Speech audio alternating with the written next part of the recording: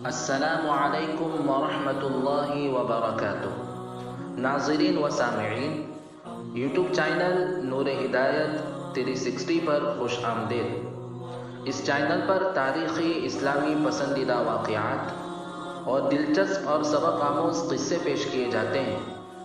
اگر آپ چاہتے ہیں کہ اس طرح کے دلچسپ قصے آپ کو سننے ملیں تو چینل کو ضرور سبسکرائب کریں اور گھنٹی کے بٹن پر کلک کریں۔ ہے کوئی جو اپنے رب کو قرضہ دے، ہے کوئی جو اللہ کو قرض دے۔ من ذا الذی یقرض اللہ قرضا حسنا، کون ہے جو اپنے رب کو اللہ کو قرض حسنا دے اور اللہ اس کے قرض کو بڑا چڑھا کر کئی گنا کر کے واپس کرے۔ یہ آیت نازل ہوئی تھی اور یہ آواز گونج رہی تھی کہاں؟ مسجد نبوی میں، مدینہ منورہ کے گلی کوچوں میں۔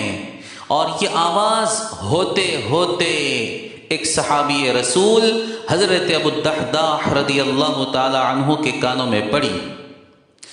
جب انہوں نے یہ آواز سنی، یہ آیت سنی، تو دوڑتے آئے حضور پاک صلی اللہ تعالی علیہ وسلم کی خدمت اقدس میں اور دریافت کیا، اے اللہ کے رسول، کیا اللہ ہم سے قرض مانگتے ہیں؟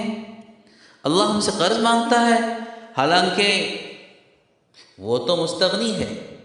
کہا کہ ہاں اللہ چاہتا ہے کہ اس کے بدلے تمہیں جنت میں داخل کر دے۔ حضرت ابو الدحداح رضی اللہ تعالی عنہ نے یہ سن کر کہا، اے اللہ کے رسول، آپ اپنا ہاتھ بڑھائیں، اپنا دست مبارک میرے ہاتھوں میں دیں۔ جب آپ نے اپنا ہاتھ بڑھایا تو حضرت ابو الدحداح رضی اللہ عنہ نے آپ کا دست مبارک اپنے ہاتھوں میں لے کر کہنا شروع کیا، میں کھجور کے 2 باغوں کا مالک ہوں، اس کے علاوہ میری ملکیت میں اور کچھ نہیں۔ اے اللہ کے رسول، آپ گواہ رہیے، میں یہ دونوں باغ اللہ تعالیٰ کو بطور قرض دے دیتا ہوں۔ حضور پاک صلی اللہ علیہ وسلم نے فرمایا، ان میں سے ایک تو اللہ کے راستے میں وقف کر دو اور دوسرا اپنے اہل و عیال پر خرچ کرو۔ حضرت ابو الدحداح رضی اللہ تعالی عنہ نے عرض کیا، آپ گواہ رہیے، ان دونوں میں سے ایک بہترین جو باغ ہے جس میں کھجور کے 600 درخت ہیں، اس کو میں اللہ کے راستے میں خرچ کرتا ہوں۔ آپ نے فرمایا، اللہ تمہیں اس کے بدلے میں جنت عطا کریں گے۔ سوچئے تو صحیح، 1 2 نہیں، 5 10 نہیں، 20 نہیں، 40 نہیں، 50 نہیں، پورے 600 درخت، ایک باغ میں پورے 600 درخت کھجور کے، اور وہ پورا کے پورا باغ حضرت ابو الدحداح نے اللہ کے نام پر قربان کر دیا اور گویا اللہ کو بطور قرض دے دیا۔ اور پھر وہاں سے چل کر آئے، باغ میں ان کا گھر تھا، اپنی بیوی کو پکارا اور کہا، ارے او نیکبخت، چل نکل یہاں سے، اپنا بوریا بستر باندھ لے، یہاں سے نکل چل، میں نے یہ باغ اپنے رب کو قرض دے دیا ہے۔ بیوی بھی ویسے ہی تھی، صحابیہ تھی، وہ کوئی رونا چلانا شروع نہیں کیا کہ ہم جائیں گے کہاں، ہم کھائیں گے کہاں سے، ہم رہیں گے کہاں، کچھ نہیں۔ وہ تو جانتے تھے کہ دنیا فانی ہے، اصل تو آخرت ہے۔ کہنے لگی، ابو الدحداح، تم نے بڑا نفع کا سودا کیا ہے۔ حضور پاک صلی اللہ علیہ وسلم نے ارشاد فرمایا، کھجوروں سے لبریز بے شمار درخت اور کشادہ محلات ابو الدحداح کے لیے جنت میں تیار ہیں۔ دوستو، ایک آیت نازل ہوئی تھی، من ذا الذی یقرض اللہ قرضا حسنا، کون ہے جو اللہ کو قرض حسنا دے؟ اللہ کو تو قرض کی ضرورت نہیں، قرض تو وہ مانگتا ہے جس کے پاس مال نہ ہو، پیسہ نہ ہو۔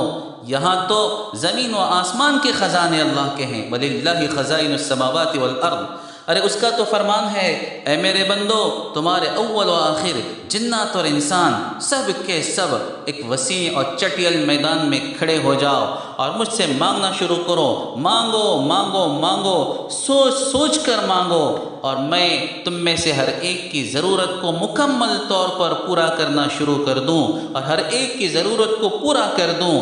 تب بھی میرے خزانے میں کتنی کمی آئے گی؟